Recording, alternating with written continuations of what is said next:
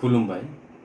गिबि गिबियावनो आं बेंगलर बड' वेलफेयार एस'सिएशननि जानानै बेंगलर हादोराव थाफैनाय साफ्रोमबो बर' फिसा बिदा फंबाय बिब' बिनानावमोननिसिम आंनि गोसो गोरबोनिफ्राय गाहाम हामलायनायखौ जासिहरग्रोबाय।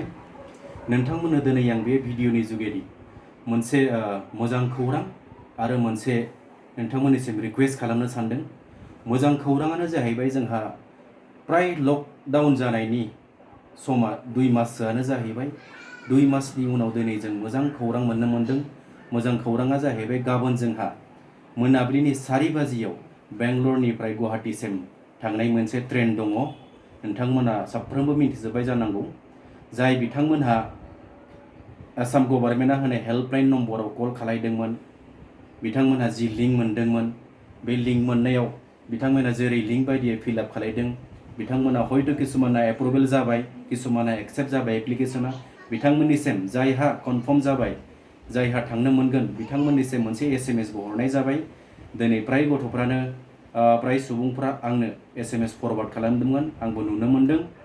गाबोन ट्रेन थांगोना थारैनो सैथोमार। गाबोन 4 बाजियाव बेंगलरनिफ्राय आगारगोन। बे एसएमएसआव गुटै डिटेल्स दंखाजोबो।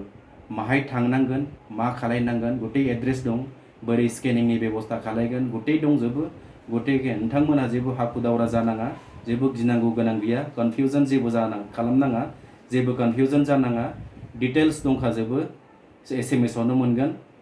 आरो रिक्वेस्टआ जाहैबाय जाय बिथांमोनहा हेल्पलाइन नम्बराव लिंक मोननानै फिलआप खालायदोंब्लाबो बिथांमोननिसिम दिनै बे कनफार्मेशन एसएमएस फैयाखै, बिथांमोनहाबो हाखु दावरा जानाङा, गिनो गोनां गैया।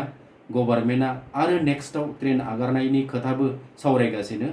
हयथ' बेनि साननैसोनि उनाव गभर्नमेन्टआ आगारबावगोन बे खारथां। बेनिखायनो नोंथांमोननिसिम आंनि गुरै खावलायनाय, नोंथांमोना जाहाथे उइदाउट एनि कनफार्मेशनाव कुनु एसएमएस मोनालासिनो जाहाथे लैहोर लैहोरैनो स्टेशनाव फैनानै भिर खालामनाङा।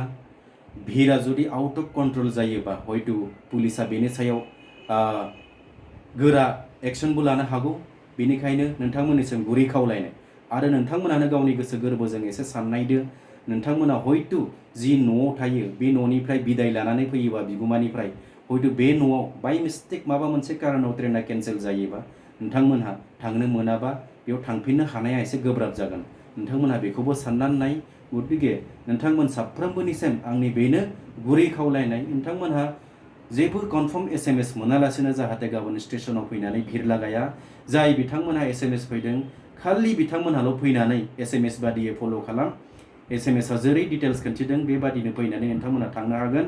बिथांमोननिसिम आं बेस्ट अफ लाक, गोजोन हामलायनाय जासिहरो। आरो जाय बिथांमोनहा एसएमएस मोनाखै बिथांमोनहाबो घाबरायनो गोनां दरकार गैया। नोंथांमोनहाबो मोनगोन, लासैनो मोनजोबगोन, बयबो थांनो मोनगोन।